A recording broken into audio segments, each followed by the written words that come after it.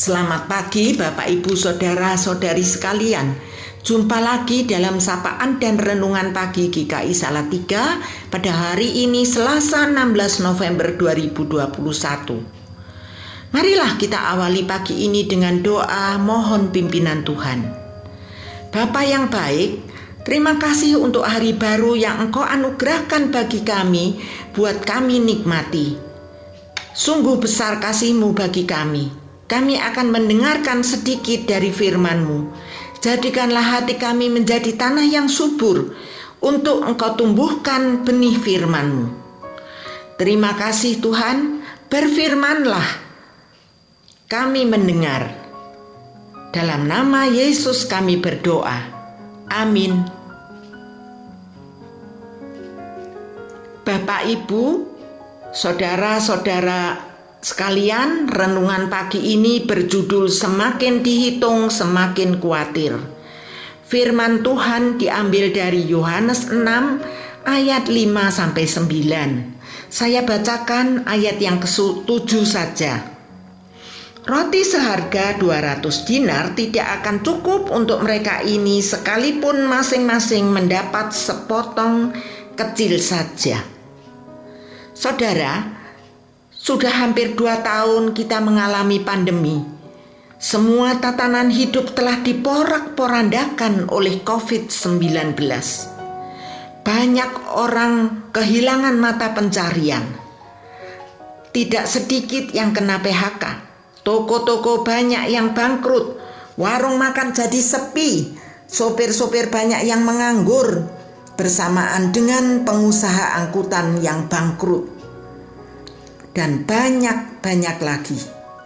Pagi ini kita diingatkan pada firman melalui Yohanes 6 ayat 5-9. Saudara, semakin dihitung semakin khawatir. Masalah pemenuhan kebutuhan hidup sehari-hari seringkali menjadi faktor penyebab banyak orang mengalami kekhawatiran. Mereka berkata, uang segini mana cukup untuk makan sebulan?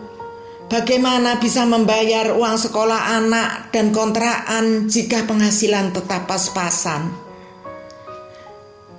Dalam kesesakan yang kita hadapi, ketahuilah sesungguhnya Tuhan Yesus tidak pernah menutup mata.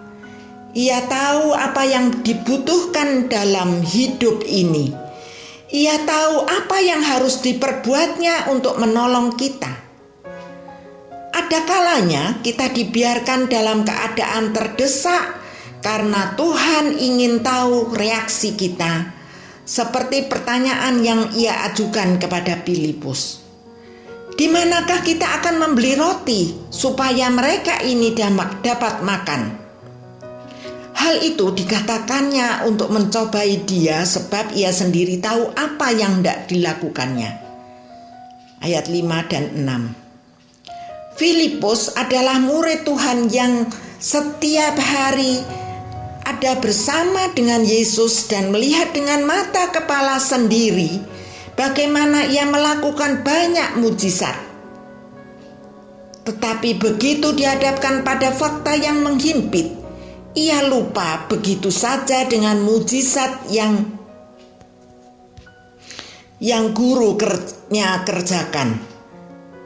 Roti seharga 200 dinar tidak akan cukup untuk masing-masing mendapatkan sepotong kecil saja.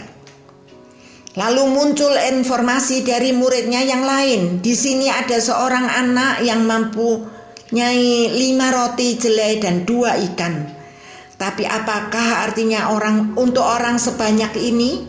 Ayat 9. Seringkali pandangan kita terpaku kepada 5 roti dan 2 ikan yang jumlahnya sangat sedikit dan lupa memandang Tuhan Yesus sumber mukjizat.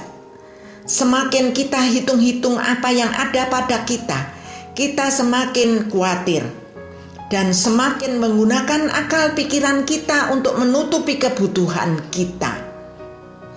Kalau saja kita ingat Tuhan yang kita sembah adalah Tuhan yang maha dahsyat dengan segala perbuatannya, tentunya kita tidak akan pernah merasa khawatir. Jika Tuhan ingin membuat mujizat kecil, Ia akan menempatkan kita pada situasi sulit. Dan apabila Tuhan hendak mengerjakan mujizat yang besar, Ia akan menghadapkan kita pada situasi yang secara manusia mustahil. Tidak ada perkara yang terlalu sukar bagi Tuhan. Karena itu, percayakanlah hidup ini secara penuh kepadanya. Lukas 1 ayat 37, sebab bagi Allah tidak ada yang mustahil. Mari kita berdoa. Terima kasih Tuhan untuk firman-Mu yang selalu mengingatkan kami untuk bersandar padamu.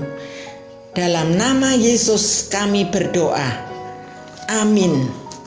Selamat pagi, selamat menjalani aktivitas sepanjang hari ini dengan tetap memperhatikan progres.